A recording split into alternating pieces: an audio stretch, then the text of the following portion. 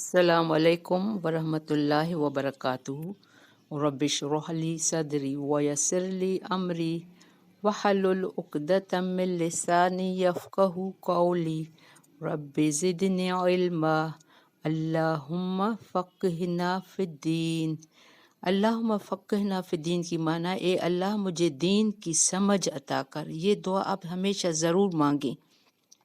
ہمیں دین کی سمجھ ہوگی تو ہماری زندگی آسان ہوگی۔ اللہم فقہنا فی الدین، اللہم توفیقی، یعنی میں جو کام کر رہی ہوں اللہ کی مدد سے، اللہ کی توفیق سے۔ اللہم توفیقی الا باللہ، میں اللہ کی توفیق کے سوا کچھ نہیں کر سکتی۔ اللہم انی اسألک علما نافعا، رزقا طیبا، عملا متقبلا، یعنی نفع بخش علم، پاکیزہ رزق کہ ہم نے دعا مانگی۔ بارک اللہ فی۔ اللہم صلی علی محمد وعلی آل محمد کما صلیت علی ابراہیم وعلی آل ابراہیم انک حمید مجید۔ اللہم بارک علی محمد وعلی آل محمد کما بارکت علی ابراہیم وعلی آل ابراہیم انک حمید مجید۔ حدیث نبوی ہے، صلی اللہ علیہ وآلہ وسلم نے کہا، لا نکاح الا بولی، یعنی ولی کی اجازت کے بغیر نکاح نہیں ہے۔ اور دوسری بھی حدیث ہے کہ نکحت بغیر اذن ولیہا فنکاحہا باطل فنکاحہا باطل فنکاحہا باطل، یعنی جس عورت نے ولی کی اجازت کے بغیر نکاح کر لیا، یعنی اس کا سرپرست باپ ہے، بڑا بھائی ہے، جو بھی ہے، ماں ہے، تو اس کے بغیر نکاح کر تو بس اس کا نکاح باطل ہے، اس کا نکاح باطل ہے، اس کا نکاح باطل ہے۔ ایک ایسا ہی واقعہ، ایک عورت کے بھائی نے انکار کیا، جس پر یہ آیت نازل ہوئی جو آج ہم 232 میں پڑھیں گے۔ تو ہمیشہ نکاح کے لیے بھی، جیسے دوسرے ممالک میں 15 16 18 سال کے بچے آزاد ہو جاتے ہیں، اپنی مرضی سے نکاح کرتے ہیں، یہاں اسلام ہمارا اس کی اجازت نہیں دیتا۔ ولی کا ہونا، رضامند ہونا ضروری ہے۔ اور والد، بھائی، ماں باپ بچے پر زبردستی بھی نہیں کر سکتے، تو یہ بھی اسلام میں ہے۔ پہلے تجوید اسٹارٹ کر رہے ہیں۔ آج کی تجوید 231 سورۃ البقرہ۔ اعوذ باللہ من الشیطان الرجیم، بسم اللہ الرحمن الرحیم۔ وَإِذَا طَلَّقْتُمُ النِّسَاءَ فَبَلَغْنَ أَجَلَهُنَّ فَأَمْسِكُوهُنَّ بِمَعْرُوفٍ أَوْ سَرِّحُوهُنَّ بِمَعْرُوفٍ وَلَا تُمْسِكُوهُنَّ ضِرَارًا لِتَعْتَدُوا، وَمَنْ يَفْعَلْ ذَلِكَ فَقَدْ ظَلَمَ نَفْسَهُ، وَلَا تَتَّخِذُوا آيَاتِ اللَّهِ هُزُوًا، وَاذْكُرُوا نِعْمَةَ اللَّهِ عَلَيْكُمْ وَمَا أَنزَلَ عَلَيْكُمْ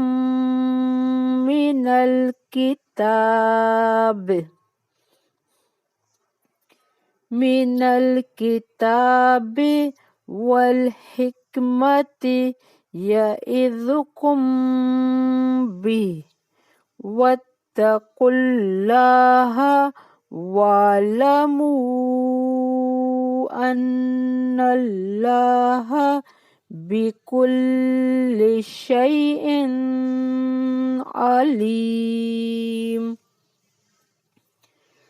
وَإِذَا طَلَّقْتُمُ النِّسَاءَ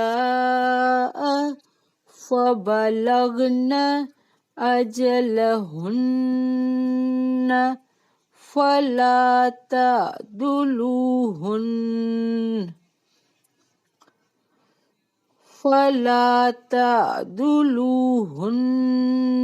أَن يَنكِحْنَ أَزْوَاجَهُنَّ إِذَا تَرَاضَوْا بَيْنَهُم بِالْمَعْرُوفِ ذَلِكَ يُوعَظُ بِهِ مَن كَانَ مِنكُمْ يُؤْمِنُ بِاللَّهِ وَالْيَوْمِ الْآخِرِ ذَلِكُمْ أَزْكَى لَكُمْ وَأَطْهَرُ وَاللَّهُ يَعْلَمُ وَأَنْتُمْ لَا تَعْلَمُونَ۔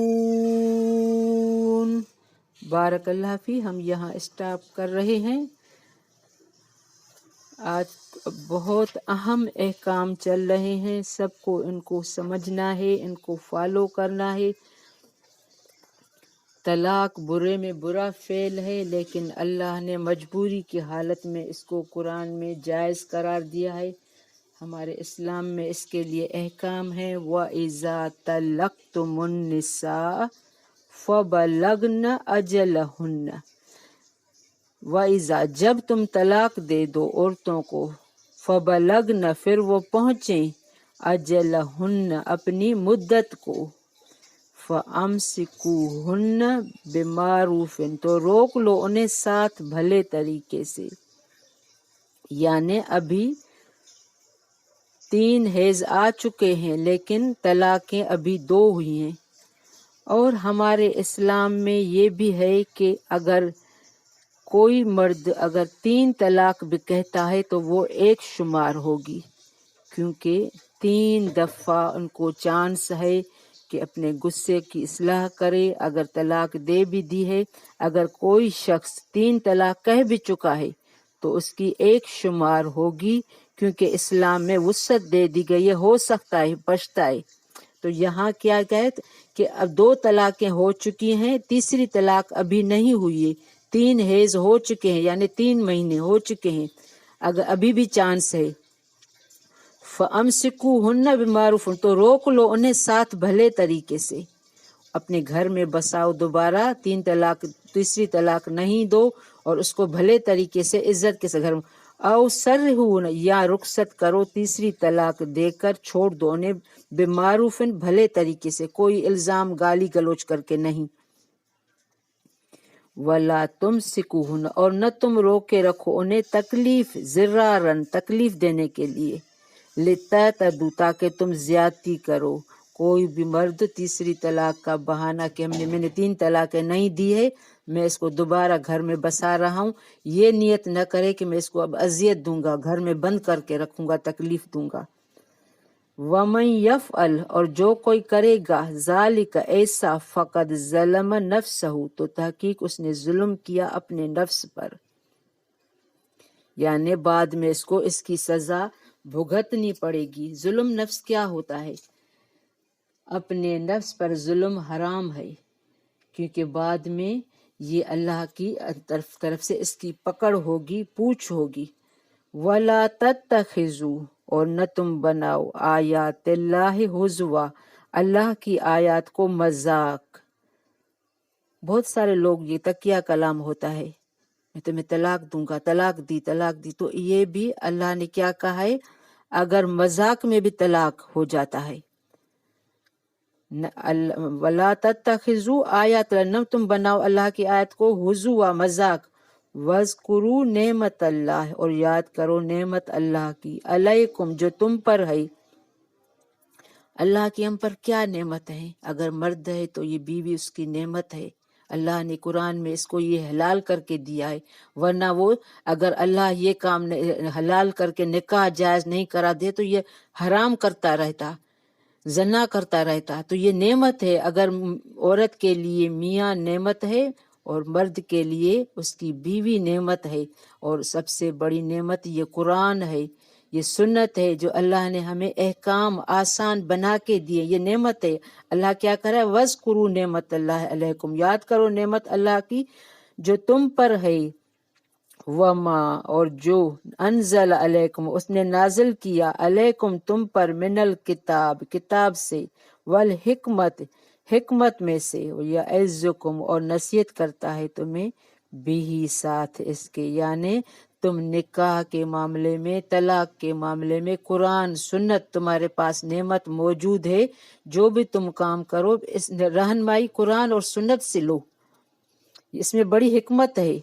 واتقوا اللہ یہ سب کچھ بتا کے ڈرو اللہ سے، وَاعْلَمُوا اور جان لو، ان اللہ بكل شيء علیم اور جان لو کہ بے شک اللہ ہر چیز کو خوب جاننے والا ہے۔ اب تمہارے پاس اچھی طرح احکام آ چکے ہیں، اس کے باوجود تم نافرمانی کرو گے، اپنی منمانی کرو گے، تو یاد رکھو اللہ ہر چیز کو خوب جاننے والا ہے۔ واتقوا اللہ بار بار آئے، یعنی اللہ سے ڈر کے کام کرو۔ اور بعض لوگ مذاق میں بھی طلاق دیتے ہیں، پھر آزاد کر دیتے ہیں، پھر کہتے ہیں کہ میں نے تو مذاق کیا تھا، اللہ نے ایسی استضاء سے مقصود ہے کہ اس سے روکا جائے۔ اور نبی کریم صلی اللہ علیہ وآلہ وسلم سے بھی ہمیں یہ معلوم ہوتا ہے کہ مذاق سے بھی اگر کوئی مذکورہ کام کرے گا تو وہ حقیقت میں سمجھا جائے گا، مذاق کی طلاق یا نکاح یا آزادی نافذ ہو جائے گی۔